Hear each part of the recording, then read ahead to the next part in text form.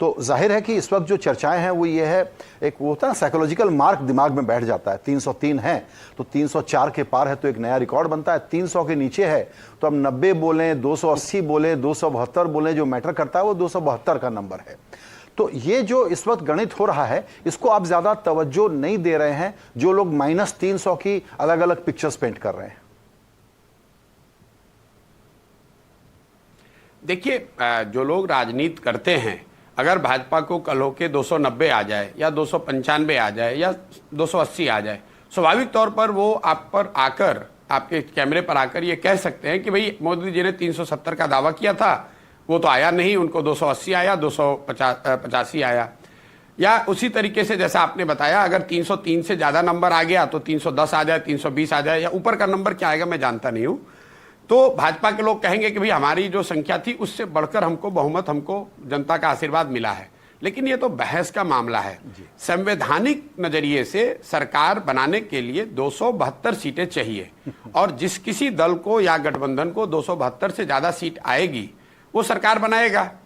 अगर भाजपा को कल मान लीजिए कि 273 या 275 सीट आता है, ऐसा तो होगा नहीं कि भाजपा के लोग कहेंगे कि भाई हमने प्रयास किया था, दावा किया था 400 का, हमें 275 आया, अब हम सरकार नहीं बनाएंगे। ऐसा तो होने वाला है नहीं।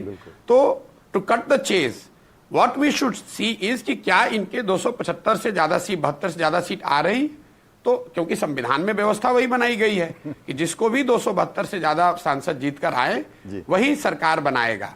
तो बातें तो चलती रहेंगी, राजनीति है, चलता रहेगा। फिर मैं वही आपको बात कहूंगा, अगर मार्केट चल रहा है, मार्केट ऊपर जाए तो भी कमेंट्री होगी, नीचे आए तो भी कमेंट्री होगी, मार्केट में टर्बुलेंस होगा तो भी कमेंट्री होगी, मार्केट में बीटा कम हो जाए तो भी लोग कमेंट्री करेंगे कि, तो कमेंट्री करने वाले तो करते रहेंगे। लेकिन सरकार बनने के नजरिए से मैं कोई रिस्क नहीं देखता हूं।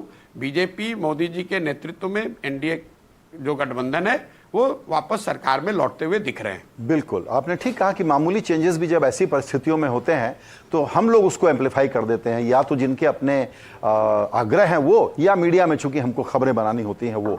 एक बात और, पिछले जितने चुनाव हुए हैं जब से मोदी लेड बीजेपी इमर्ज होकर के सामने आई है, तो क्या ये कहना मुनासिब होगा कि दरअसल चुनाव के पहले बीजेपी हमेशा, कितने भी सर्वे कर लिए गए हों, अंडर एस्टिमेट की गई है, उसने सरप्राइज किया है तो अपसाइड में सरप्राइज किया है एक्चुअल आउटकम में?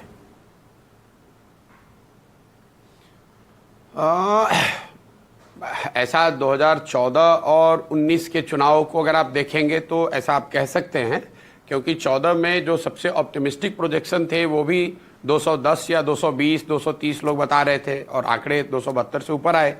2019 में भी शुरुआती अगर आप चैटर याद करेंगे 2019 के चुनाव में, बिकॉज बीजेपी चुनाव हारी थी राज्यों में दिसंबर के महीने में, तो ज़्यादातर लोगों का अनुमान था कि भाई अब 272 से ऊपर तो रिपीट नहीं होगा।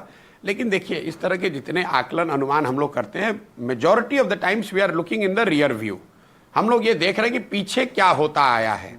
तो चूंकि 2014 से पहले करीब 15-20 सालों तक किसी एक दल को, एक नेता के नाम पर पूर्ण बहुमत नहीं मिला था, तो लोग कहते हैं अच्छा, बहुत अगर सपोर्ट है भी तो कितना मिल जाएगा, 220 मिल जाएगा, 240 मिल जाएगा। 2024 का मामला थोड़ा उलट है। 24 में शुरुआत ज्यादा लोगों ने बहुत ज्यादा ऑप्टिमिस्टिक नोट पर करी, क्योंकि बड़ी बहुमत की 2 बार से सरकार है। प्रधानमंत्री ने पार्लियामेंट में खड़े होकर खुद कहा कि भाई 370 सीट आएंगी। तो पिछले 3-4 महीनों से पूरे चर्चा का जो केंद्र रहा है वो 370 और 400 पार, ये चर्चा में रहा है। और इसको आप एक तरह से बीजेपी की स्ट्रैटेजी समझ लें, उनका प्रोपेगेंडा मशीनरी की ताकत समझ लें, या विपक्ष की बेवकूफ़ी समझ लें, या उनकी कमजोरी के तौर पे देख लें। हुआ ये है कि पूरा जो गोल पोस्ट है उसको मोदी जी और भाजपा ने 272 से शिफ्ट करके 370 कर दिया है। तो सारी चर्चा इसी पर हो रही है कि भाई बीजेपी को 370 आ रहा है कि नहीं। तो कहीं ना कहीं जो मार्केट है या लोगों की चर्चाएं हैं, लोगों का आकलन है, वो उसी के इर्द गिर्द है कि 370 आएगा कि नहीं। 270 की कोई बात ही नहीं कर रहा है। मुझे फिर मैं वही बात कहूंगा कि they have smartly, and we must give credit to BJP और मोदी जी, कि उन्होंने शायद इन चुनावों में स्मार्टली वो बार ही शिफ्ट कर दिया। चर्चा का केंद्र जो था, न्यूक्लियस था, उसको चेंज करके 272 से 370 कर दिया, और इसका उनको एक तरीके से फायदा है, क्योंकि कोई ये कह ही नहीं रहा है कि मोदी जी हार रहे हैं। सब यही कह रहे हैं कि भाई 370 नहीं आ रहा है। अरे भाई 320 भी आएगा तो सरकार तो उन्हीं की बनेगी। बिल्कुल, और उसमें ये होगा कि अगर लेकिन हैविंग सेड सो, मैं एक बात ऐड करना चाहूंगा जी, एक बात ऐड करना चाहूंगा, चूंकि आप भी स्टॉक मार्केट से जुड़े हुए पत्रकार बहुत लंबे समय तक आपने करी है। कई बार ऐसा होता है कि जब कंपनियों से एक्सपेक्टेशन बहुत ज्यादा होती है और उनका बहुत बेहतर भी परिणाम आए लेकिन एक्सपेक्टेशन से कम आए तो मार्केट उनको पनिश करता है। तो उस नजरिए से आप ये सुन सकते हैं कि अगर बीजेपी के मान लो 310 आ जाए, 15 आ जाए, तो एक वर्ग ये कह सकता है कि भाई 370 तो नहीं आया, जितना दावा कर रहे थे उतना नहीं आया। बिल्कुल सही कहा। मैं वही कहने वाला था कि एक वर्ग और ये भी उसका रिफ्लेक्शन आपको मार्केट के रिएक्शन में भी दिख सकता है। जी जी, और एक वर्ग ये भी कह सकता है कि 400 की बात कर रहे थे, 370 की बात कर रहे थे, 365 भी आ गया तो बोल सकते हैं कि हार गए। हाँ, हार गए तो नहीं कहेंगे, लेकिन कहेंगे मतलब there could be something to for them to talk about. Absolutely, absolutely.